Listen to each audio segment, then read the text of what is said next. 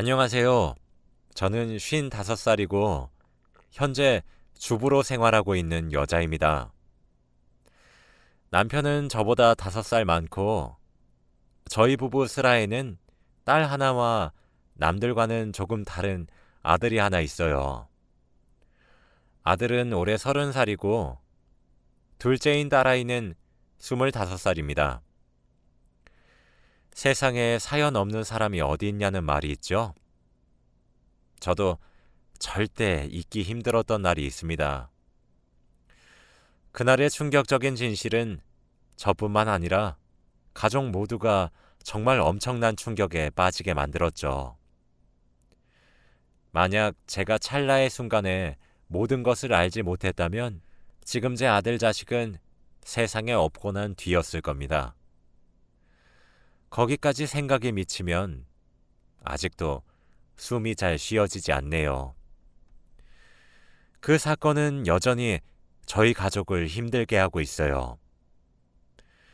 적어도 사람으로 태어나서 사람으로 살게 되었다면 절대 넘지 말아야 할 선은 넘지 말아야 되는 법인데 말입니다. 제 딸아이는 아직까지도 병원을 다니며 정신과 치료를 받고 있어요. 지금부터 제게 일어난 충격적인 이야기를 시작하도록 하겠습니다. 때는 지금으로부터 5년 전 아들이 25살이 되는 해에 일어났어요. 저희 아들은 남들보다 조금 다릅니다. 지능이 조금 떨어져요. 경계성 지능장애라고 하더군요. 지능지수가 지적장애인과 일반인 사이에 경계선에 위치하고 있죠. 우리나라에서는 그래서 지적장애에 포함되지 않고 사실상 일반인에 포함됩니다. 저희 아들은 사실 경도 지적장애인과 지능지수가 사실 별다를 바 없어요. 지적장애와 증상은 비슷하지만 아무래도 중증도는 좀 더 가벼운 상태입니다. 지능 발달이 느리고 이해도 응용도 잘 못하고요. 기억력도 나빠요. 그래서 학창시절 내내 소외당하는 아이가 있으면 그건 우리 아들이었습니다. 아이가 커가면 커갈수록 사회에 점점 더 적응하지 못하고 겉돌고만 살았어요. 게다가 아들은 약간의 자폐 증상도 가지고 있었던 아이였는데 결국 우리 아이는 장애인으로 등록되어 있습니다. 그래서 그런지 아무리 집에서 훈육을 하고 반복적으로 가르쳐도 사실 조금 모자란 아이를 케어한다는 것 자체가 무척 힘든 일이긴 합니다. 그래서 전 제 딸아이에게 항상 죄인이었어요. 딸은 어린 나이에 5살이나 많은 오빠를 챙겨줘야 했었거든요. 아들이 학생 시절에도 얼마나 힘이 들었는지 모릅니다. 매일 학교에 불려가 선생님과 상담을 해야 했고 친구들과 잘 지내달라 부탁을 해야 했고 그랬죠. 그래도 성인이 되고 나서부터는 주위에 좋은 사람들도 많이 생겨 그때까지 별 문제 없이 잘 살아가고 있었습니다. 그러던 어느 날이었어요. 아들이 제게 이야기를 하더라고요. 여자친구가 생겼다고 말이에요. 청천벽력 같은 소식이었어요. 원래 저희 아들은 사소한 일부터 엄마인 제게 조잘조잘 이야기를 해주는 애교가 많은 사람이었는데 한마디의 말도 없었거든요. 아들의 말을 들어보니 만난 지는 8개월이나 된 사람이었고 자신한테 무척 잘해주는 소중한 여자친구라고 하더라고요. 저는 노파심에 그 사람 괜찮은 사람 맞니? 라고 물었어요. 그런데 아들은 불같이 화를 내며 펄쩍펄쩍 뛰더라고요. 사실 저도 아들의 모자람을 인정하기까지 오래 걸렸지만 잠깐 얘기를 나눠봐도 보통 사람과는 조금 다른 사람인데 그런 아이를 8개월이나 만나왔다는 사실이 좀 의심스러웠습니다. 제가 아이들을 키우면서 조금 예민한 성격으로 많이 바뀐 탓도 크겠지만 말이에요. 제 아들에게 의도가 있어서 접근한 것일 수도 있겠다 싶어 아들에게 항상 몸조심하고 쉽게 믿지 말라며 훈육을 했습니다. 그래도 마음이 안 놓여서 아들에게 여자친구를 한번 보여달라고 집으로 데려오라 했어요. 아들은 뛸 듯이 기뻐했죠. 남편과 딸도 걱정이 된다며 궁금해 하더라고요. 그리고 며칠 뒤 아들은 정말 여자친구를 데려왔습니다. 당시 아들보다 2살 더 많았던 그 여자는 생각했던 것보다 훨씬 더 단아하고 예쁜 사람이었고 학교도 명문대 출신에다가 부모님 직업도 좋더라고요. 집안 좋은 아가씨가 뭐가 모자라서 지적장애인을 만나겠어요. 근데 그 여자는 저희 딸과 아는 사이라고 했습니다. 그것도 굉장히 친했어요. 알고 봤더니 제 아들이 일주일에 2번씩 나가는 센터가 있어요. 거기 가면 저희 아들처럼 조금 자폐 증상이 있는 아이들이 여럿 있는데 그 아이들과 놀기도 하고 사회생활을 조금 배우고 그러는 곳입니다. 그런데 그곳에 봉사활동을 가는 사람이라고 하더라고요. 그곳을 추천한 사람은 저희 딸아이였고요. 어쩌다 알게 되었는지는 잘 몰랐지만 꽤나 돈독해 보였어요. 딸아이는 엄마, 이 언니면 난 괜찮아. 언니 얼마나 착하고 좋은 사람인데 라고 웃으면서 말을 하더라고요. 남편도 그렇니? 하고 수긍하는 눈치였죠. 전 그래도 끝까지 물었습니다. 저희 아들이 왜 좋나요? 장애인들이 다니는 센터에 봉사활동을 다니고 계시면 아시겠네요. 저희 아들이 심각한 중증장애 수준까지는 아닐지 몰라도 남들보다 뒤떨어진다는 사실을 말이에요. 항상 누구를 보살피기보다는 보살핌을 받아야 되는 쪽이에요. 그런데 왜 하필 우리 아들인가요? 얘기를 들어보니 얼굴도 예쁘고 집안도 좋고 뭐 하나 빠지는 곳이 없는데 라고 톡 쏘아붙였습니다. 딸이 엄마 라고 말리더라고요. 순식간에 분위기는 싸해졌죠. 그런데 그 여자는 어머님이 예민하게 반응하시는 거 저 충분히 이해합니다. 아직 한국 사회가 그렇게 친절한 곳은 아니니까요. 그런데 사람이 좋은데 꼭 이유가 필요할까요? 저 희민 씨랑 만나면서 남들보다 뒤떨어진다고 생각한 적 단 한 번도 없어요. 남들보다 순수한 면이 좋았고 작은 것도 고마워할 줄 아는 모습에 좋아진 거예요. 오히려 제게 과분할 정도로 착하고 순수한 남자라고 생각했습니다. 봉사활동을 하다 만났는데 정말 이렇게 마음씨가 따뜻한 사람을 처음 만났거든요.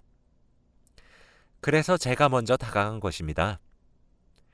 제가 앞으로 희민 씨를 행복하게 해주고 싶어요. 그러니 저를 한 번만 믿어주시고 저희가 교제를 하는 데 있어서 좋은 마음으로 지켜봐 주시면 안 되시나요? 라고 당돌하게 말을 하더라고요.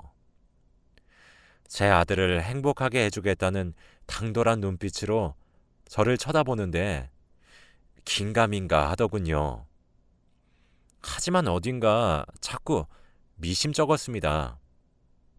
그러고 몇 달 뒤 아들이 상견례를 하자고 하더라고요. 정말 깜짝 놀랐죠.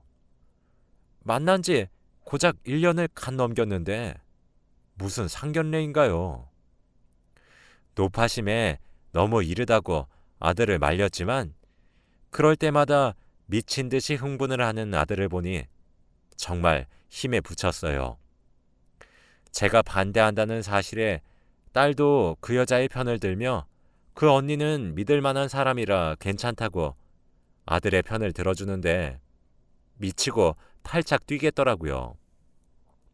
제가 미친 듯이 반대를 한다는 소식이 그 여자의 귀에 들어가게 된 것인지 하루는 집에 돌아오니까 그 여자가 절 기다리고 있더군요. 절 보자마자 무릎을 꿇고 제발 결혼을 허락해달라 울며 불며 매달렸고 그 모습을 본 아들도 같이 흥분해서 함께 무릎을 꿇고 매달리는데 정말 정신이 아찔해지더라고요. 한숨을 푹 내쉬고 일단 일어나서 앉으라 그랬습니다. 봉사활동을 하면서도 절대 감정적인 모습 내비치지 말라고 배우지 않냐 타박을 하면서요. 죄송합니다 라며 끄끄거리며 소파에 앉아 진정하려 애쓰더군요. 아들은 방으로 들어가라 무섭게 말을 해 들여보낸 뒤 단도직입적으로 물었어요. 왜 하필 우리 아들인가요? 후천적 장애도 아닌 거 그쪽도 잘 알고 있잖아요. 비장애인과 비장애인이 만났는데 한 사람이 장애가 생긴 경우도 아니고 처음부터 장애인과 비장애인이 만난다는 거 저는 못 믿어요.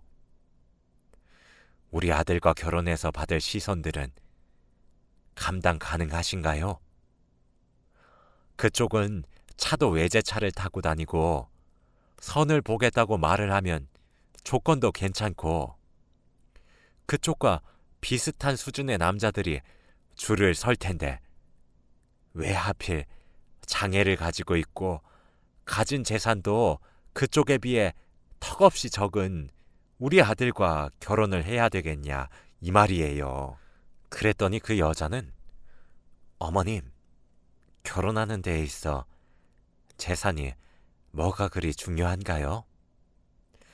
저는 돈이 많고 저 하나만 바라보지 않는 남자보다 돈이 없더라도 저만 바라봐주는 사람이 좋아요. 그런 사람이 제게는 희민 씨일 뿐입니다. 솔직히 말씀드리자면 어머님 말씀이 맞아요.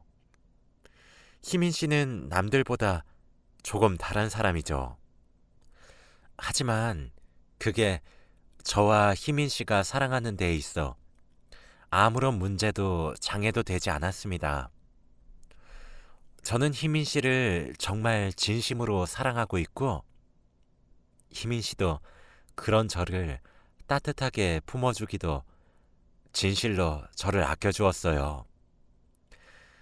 저희 부모님이 상견례를 하자고 허락을 하셨던 이유도 제가 희민 씨를 얼마나 사랑하는지 알고 계시기 때문이에요. 어머님이 걱정하셨던 시선이 저희 친정 식구들의 시선이라면 걱정하지 마세요. 그럴 일 없습니다. 전 정말 희민 씨랑 미래를 함께하고 싶은 마음 그것 하나밖에 없어요, 어머님. 이라고 말을 하더라고요. 눈물을 또르륵또르륵 흘리면서 고든 자세로 절 똑바로 쳐다보며 진심 어리게 호소를 하는데 저도 사람이잖아요. 한번 믿어보고 싶더라고요. 그렇게 상견례 날짜를 잡았고 그 여자의 부모님을 볼 수 있었습니다. 과연 다들 우아하시고 기품이 있으시더군요. 제 아들도 귀엽게 바라보시고 챙겨주시니 부모로서 몸둘 바를 모르겠었습니다. 분위기도 너무 좋았어요. 우리 가족 모두는 그렇게 아들의 결혼을 진심으로 응원하자는 분위기로 점차 굳어가고 있었죠. 남편도 딸도 너무 좋아했거든요. 그렇게 한시름 놓는 줄 알았습니다. 우리도 그 여자를 점점 며느리로 받아들이려고 노력하고 있었죠. 특히 딸아이는 그 여자를 무척이나 잘 따르더군요. 그리고 결혼 날짜를 잡게 되었습니다. 막상 제품에서 금이야 오기야 애지중지 기른 아들이 떠난다고 생각하니 조금 우울해지더라고요. 그런 마음을 눈치챈 것인지 결혼 전에 저희 부부와 아들, 딸, 그리고 본인까지 다섯이서 근교로 여행을 갔다 오자고 하더라고요. 저는 너무 좋았어요. 우리 며느리는 어쩜 내 맘에 쏙 드는 말만 골라 하는 걸까 싶었죠. 우린 근처 캠핑장에서 1박, 근처 펜션에서 1박, 총 2박 3일의 여행을 떠났습니다. 그런데 여행을 하는 내내 딸아이의 얼굴색이 너무 안 좋아 보이더라고요. 제일 신나서 팔짝팔짝 뛰어다니며 활발하게 놀아야 되는 아이인데 말이죠. 저흰 정말 즐겁게 놀고 집으로 돌아갔습니다. 그 여자는 저희를 집에 데려다주고 친정으로 가는 것 같았죠. 집에 들어가서 짐을 풀려고 하는데 딸아이가 잠깐 저 좀 보자고 하는 거예요. 무슨 심각한 일이라도 생겼나 싶어 왜 그러냐 물으니 둘이서 조용한 곳에서 따로 할 말이 있다고 하더군요. 딸아이의 심각한 표정에 심장이 덜컥 내려앉는 것만 같았습니다. 아이를 데리고 나와 조용한 카페로 데려갔어요. 딸아이는 계속 주위를 두리번거리며 경계를 하더군요. 무슨 일이냐고 재촉하는 제 말에 딸아이는 왈칵 눈물을 터뜨리고 끄끄거리며 전부 제 탓이라고 통곡을 하는 겁니다. 덩달아 저도 불안했어요. 아이를 달래며 이야기를 들었죠. 그런데 딸아이의 입에서 나온 진실은 정말 소름 끼치는 일이더라고요. 사건은 그랬습니다. 캠핑장에서 잠을 자던 딸은 함께 잠을 자고 있던 그 여자가 일어나 나가는 것을 보았다고 합니다. 딸아이는 새벽이 너무 늦었는데 화장실을 혼자 가는 것은 많이 무섭겠지 하는 생각으로 언니 뒤를 졸졸 따라갔대요. 그런데 장난이 치고 싶어서 발소리를 죽인 채 몰래 따라가 왁 하고 놀래켜줄 생각이었다고 합니다. 그런데 그 여자는 저희 숙소에서 조금 떨어진 곳으로 가서 전화를 하기 시작했대요. 그런데 전화 내용이 요상했답니다. 자기야, 여보야 이런 호칭이 나온다던가 언니의 남자친구인 오빠는 캠핑장에서 잠을 자고 있는데 사랑한다는 말이 나온다던가 이건 아니다 싶어서 숨죽이며 다가가 몰래 동영상을 촬영했대요. 제가 촬영한 동영상을 보니 우리 가족을 기만한 것도 괘씸한데 정말 무서운 계획을 세우고 있더군요. 오늘 그쪽 사람들이랑 여행 와서 2박 3일 동안 연락하지 말라고 했었잖아. 내가 그렇게 보고 싶어? 이런 간지러운 대화부터 암튼 서류는 준비 다 되어 있지? 진짜 이 짓거리 언제까지 해야 하나 몰라? 진짜 쪽팔려 죽겠어. 장애인 주제에 엄청 엉겨 붙는데 나 진짜 표정 관리가 너무 안 되네. 빨리 자기 얼굴 보고 힐링하고 싶다. 이런 소름 끼치는 내용이 담겨 있었습니다. 그 외에도 펜션 뒤에서 달콤한 대화를 나누는 듯한 내용을 딸아이가 여러 찍었더군요. 참 우리 딸도 대단하다 싶긴 했습니다. 그러면서 제게 그러더군요. 딸아이 자신이 언니를 오빠가 다니는 센터를 추천한 거였는데 이 모든 게 자기 때문인 거 아니냐며 아주 서럽게 울길래 아니라고 엄마가 알아서 할 테니 가만히 모른 척하고 있으라고 단단히 주의를 주었어요. 그리고 딸아이를 집에 데려다 준 이후 그 여자를 불러냈습니다. 어머님! 하며 웃으며 곧장 나오더군요. 어쩜 그렇게 가증스러울 수 있는지 전 아무것도 모르는 척을 하며 그 여자를 대하려고 노력했어요. 그리고 그 여자가 잠시 한눈을 판 사이에 그 여자 가방 속을 뒤져 휴대폰을 훔쳤습니다. 그리고 그 여자와 함께 시간을 보낸 후 집으로 돌아왔어요. 그 여자의 휴대폰을 여니 잠금이 되어 있더군요. 제 아들의 생일을 기입하니 풀렸습니다. 참 아이러니하더군요.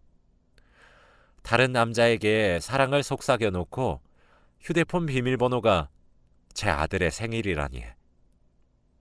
근데 휴대폰 속 진실은 정말 믿기지 않을 정도로 소름이 끼쳤습니다. 딸아이의 짐작대로 그 여자에겐 결혼을 약속한 남자가 있었어요.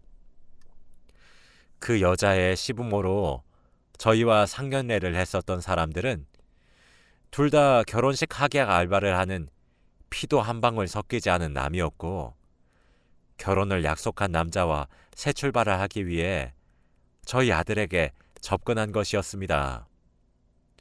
그 여자는 어쩌다 우연한 계기로 친해진 저희 딸아이와 이야기를 하다가 딸아이의 오빠가 지적 장애인이란 사실을 알게 되었고 그때 이 모든 계획을 세웠던 것이었어요.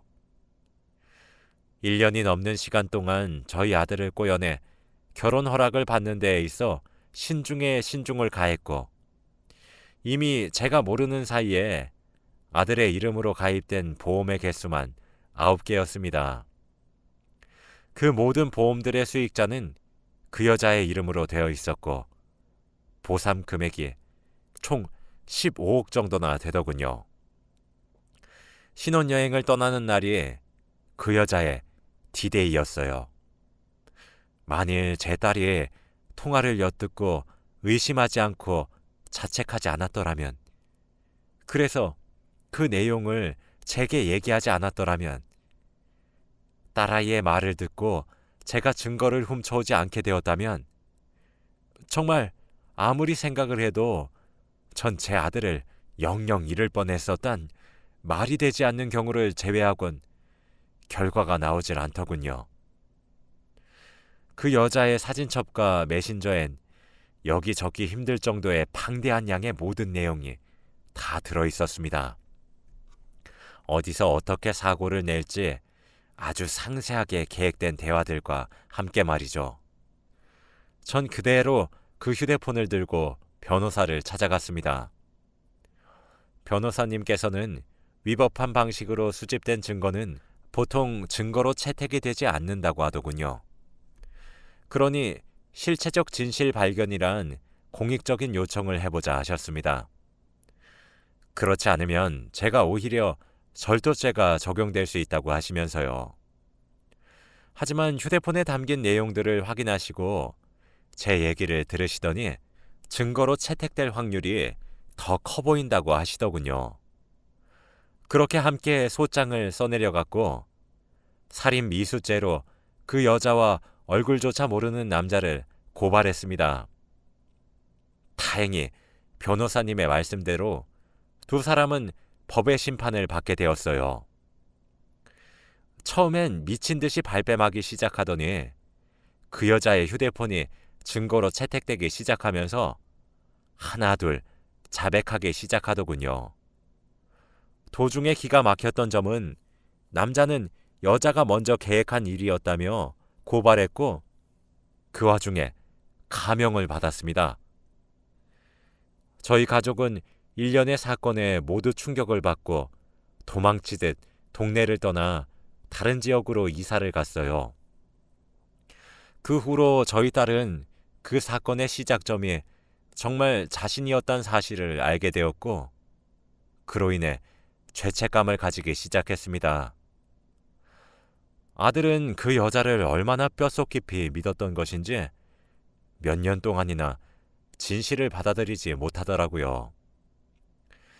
저희 가정은 한 여자의 이기적인 마음 하나로 풍비박산이 나게 되었습니다.